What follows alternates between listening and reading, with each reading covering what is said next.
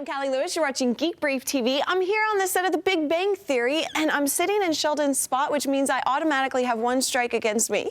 Eeks!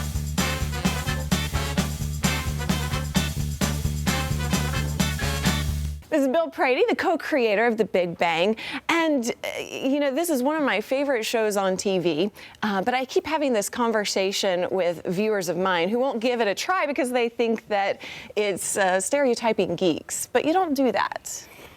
I don't think we do. The characters in the show are based, you know, to a large extent on people I knew when I was in the computer business. You were a programmer. I was a computer programmer. But initially they were, and now I think they're based on the writers in the writers' room, who are sort of the geekiest collection of human beings assembling daily in Southern California. I gotta say, I love the writers. Well, they are a lovely group of people. You know, all of the passions that the guys have and the knowledge the guys have and stuff comes from us. That, you know, they like Star Trek because we like Star Trek, and they were obsessed with Battlestar Galactica because we've been obsessed with Battlestar Galactica. Yeah. And how about that finale, right? I didn't see it. You haven't well, seen it? I haven't actually watched the show in general. Oh my God. I know. I'm so in trouble with my viewers. All right. Well, forget issues with Big Bang. Why have you not been watching Battlestar? I never got into it. Awesome. I know. Okay. I need to get the DVDs and kind of go back into it. You have to start from the miniseries. You have to go all the way back and start from the miniseries. I promise. Okay. All right, we've settled that. We have settled that issue. But you know, one of the things that I keep trying to tell people is how you don't stereotype. Like with Revenge of the Nerds, it was very much, here, this is what nerds are like. But with Big Bang, it's very much, these are for scientists, and it's about them specifically, not, you know, scientists in general. Or but there are a couple of things. One is that you know, sort of living in this world, one of the things that I was very aware of is there's a non-judgmental aspect.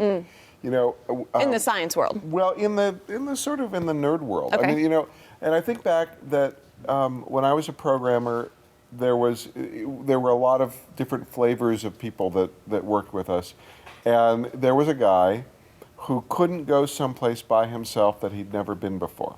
And as opposed to sort of screaming and saying, but why can't you just go there? It was just sort of like, well, no, you can't ask him. He can't go there because he's never been there before. And it was an acceptance of people's idiosyncrasies and a celebration of difference as opposed to an exploitation of difference. I really like how you say that. Yeah, so that's what we've tried to bring here. And we love our characters very much. And I get the sense that all the actors really like each other as actors as well as characters. They do. It's freaky how much the cast likes how much they like each other and how much they hang out. And is that not normal? It really isn't normal. It isn't. And I remember last year when we went down to Comic-Con, and the cast, we got together for dinner, and the cast said that they'd all gone out. They'd rented a boat down in San Diego, and they'd all gone out together on this boat, and they had pictures. And Chuck Lorre and I were thinking, oh my God, our whole cast together was out on a boat somewhere. You know, what a That's kind of scary, isn't it? It's scary. It's sort of like your whole future is out on a small piece of wood somewhere. But they really like each other. And you know, there's an interesting history to the show because we did the pilot twice. We did it once, and it didn't come out quite right, and CBS gave us a do-over on the pilot. That doesn't happen very often. It doesn't happen that much at all. Yeah.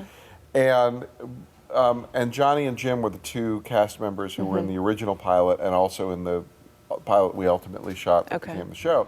So they had this year of where it was clear, hey, I think we're going to do this again and stuff like that. So they hung out and became friends. Oh, nice. So by the time we got to doing the second pilot, these were two guys who've known each other now for a year and were good friends. And when the other people came in, it just became this sort of sense of camaraderie that spread. And that's really cool. Awesome.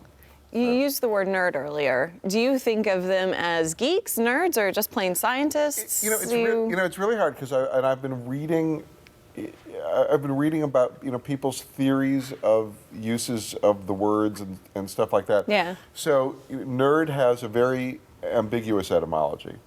Geek, do you know the etymology of geek? Yes. It was a job. Geek was a job that you could have. Oh, well. It was a performer. Who bit the heads off chickens? Yes, that's right. yes. That was a job. So you could. I don't think I knew that it was a job, but I knew that somebody. It was a circus. It was a circus sideshow job. So you might be, there's the bearded lady, and then there's the geek. I mean, it wasn't just biting the heads off chickens. It was doing odd, extreme things. Okay. And so I think it became, it's one of those words that survives only as a metaphor, that doesn't survive. Sure. Because people, what do you want to be when you grow up? Well, I'm thinking about geek, and and you have to raise chickens. It's very hard.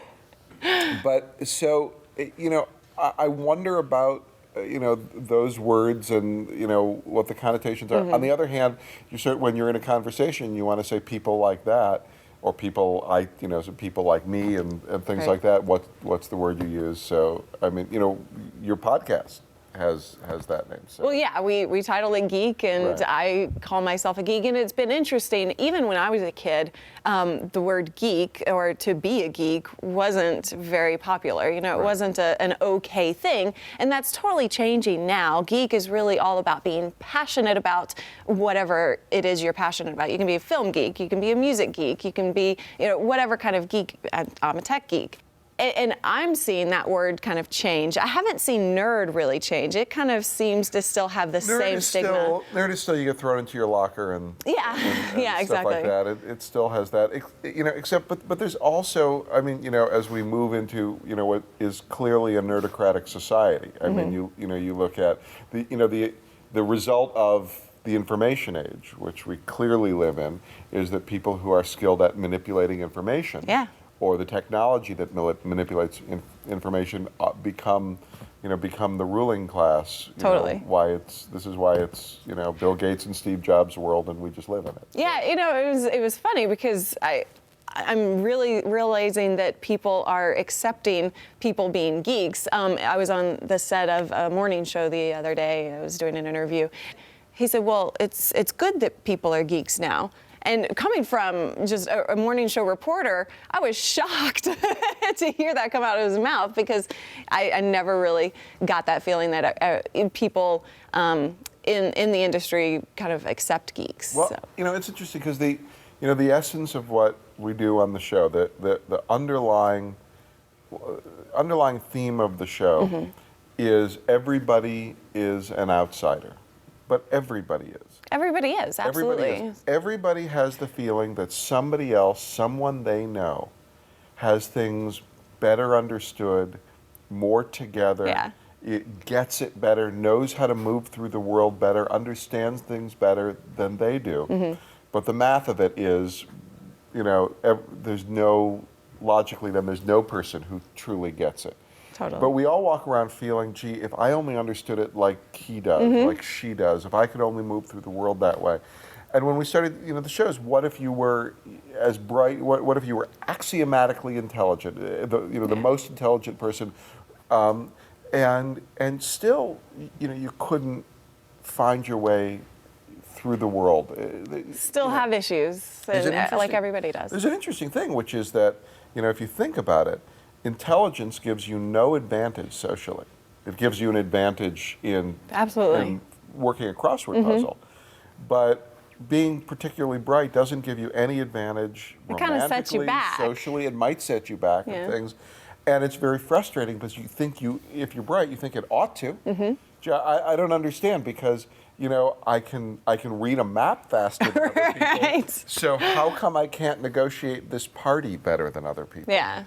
And it's, There's a certain dynamic to it, absolutely. Yeah, so that's a big theme that we talk about. A lot of people think that I would relate better to Penny because I do the show, I'm outgoing, but in reality, I relate more to Leonard because as a kid, that's who I was. Or all of them. I have parts of me in all of them, but I was the shy kid that hung out with the smart kids, and I couldn't navigate my way around.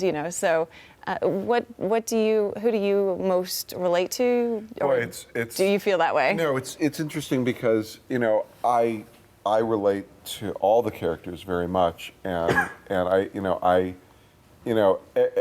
all of us who write the show find our own path into the show because you have to find, so that you can write the characters, you have to find a connection to the characters for me, the connection is always very easy. There's the part of me that, says, gee, I could participate more in the world. The part of me that says, gee, I wish I could be one of those people who just goes to parties and has a great time and all that. And that's Leonard. And Leonard desperately wants... He wants to be normal. He wants to be, he wants that better connection to the world.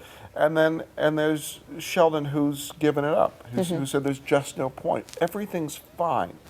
And that's a huge part of me, the part that says, you know what, I've got some pizza, I've got Battlestar queued up on the TiVo, I'm good to go, and that's fine. And there are times where there's a little Wallowitz going on, where you say, you know what, I got it hooked up, I got it, I know what I'm doing, I know how to handle the situation, and a lot of Wallowitz's, there are a couple of influences for Wallowitz. One is that during the period of time I was a programmer, I had a girlfriend. Okay. And a lot of the guys in my group didn't, so I was, head and shoulders above them. Even though she was a girlfriend from high school who became my girlfriend when she walked up to me and said, "I'm your girlfriend." So, That's awesome. So it really didn't reflect any great social skill on my part. And how long did that last? A few years. Oh, nice. So, we moved to New York together, and it lasted for a while.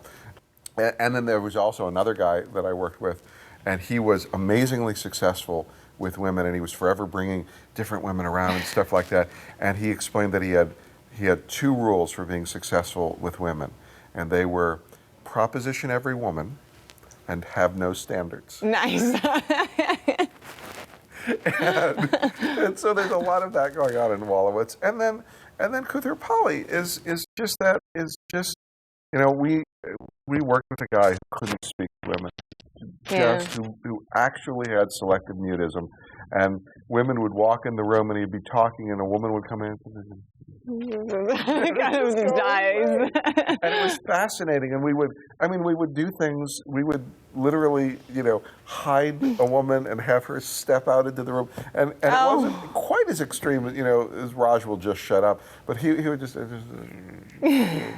of a sudden you realize he had stopped talking. Yeah. And I think that's such an endearing character. He's wonderful, and he represents the extreme beyond Sheldon of a withdrawal that's more it's more than by choice, it's by pathology. And and at the same time, I think the reason that people really like these guys, and the reason Penny likes these guys, is there's an inherent honesty. Sure. To them, they, whether, Sheldon's is a blunt honesty, that he will simply say what he thinks. And, I love that about him. And Leonard is without guile. He's honest because he doesn't know you're not supposed to be honest in situations. Now, you guys, if you haven't seen it, I really encourage you to. And if you follow me on Twitter, then you've probably seen my tweets about this particular situation. A couple weeks ago, you had Sheldon sitting here. He was refusing to touch the sticker inside the TiVo box. Yes. Are you on Twitter? I'm not on Twitter. Oh, you've got to get on Twitter. No, I'm on Facebook, but I haven't been to Twitter. But I'm on Facebook, and I apologize ahead of time. I can't befriend anybody I don't know because my Facebook got completely out of control. Oh. So I'm sorry, and I'm speaking to you personally. They'll understand. But if I'm going to watch Battlestar, then you've got to get on Twitter. Okay. We're making this deal. But they will be the most boring tweets in the world. That's what I thought about mine. No, it's going to be Bill is stuck in the writer's room and is so excited that he thinks he heard lunch. That will be the tweet every day at 12:15. So, well, people love behind the scenes type of stuff. It will be that behind the scenes. There you go. So I tweeted. You were talking about Sheldon and the TiVo box? Yeah, so I tweeted immediately after I saw that, and I said, "Foul! Sheldon wouldn't be afraid of voiding the warranty." And then I got a lot of tweets back, and that's what I love about Twitter is the conversation. And then I tweeted, "Okay, yes, you're right. Sheldon's a very do it by the rules kind of guy." And so I was correct. I stood corrected on that. But regardless of whether he would or wouldn't have avoided the warranty, the fact that you put that joke in, about the sticker inside the TiVo box that would void the warranty, you don't see that elsewhere on TV, and you guys don't dumb it down, which is what I really like. These are the conversations. I mean, and to a great That they would extent, have. these are conversations that we have. We were, Yeah. we every now and then we'll have a conversation in the writers' room, and either with thought, somebody say, "Oh my God, write that down," because that's a conversation for the guys, or or the writer's assistant will surreptitiously note it, or something like that. But no, there are a lot of conversations in the writers' room about upgrading TiVo boxes, and because I've upgraded the TiVo boxes in my house, and of course, and a discussion with another person in the room, and I said, listen, I'll come over and do yours. It's really easy. And there was a whole thing about well, no, the warranty and blah blah blah and all of that. And we said, well, yeah, that's what these guys talk about. They absolutely. I mean, they play games. They argue about.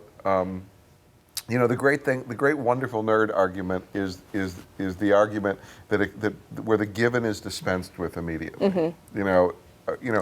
Sheldon's no. Let's assume men can fly in his Superman argument, which is an argument I've been having for years, and it owes a debt to a great piece by Harlan Ellison. I think it's either Harlan Ellison or Larry Niven, called "Man of Steel, Woman of Kleenex." You can Google it. Okay. I think, as I don't remember, but it talks about the paradoxes of Superman, and I think it deals specifically with issues of sexuality between a hypothetical Superman and a hypothetical Lois Lane.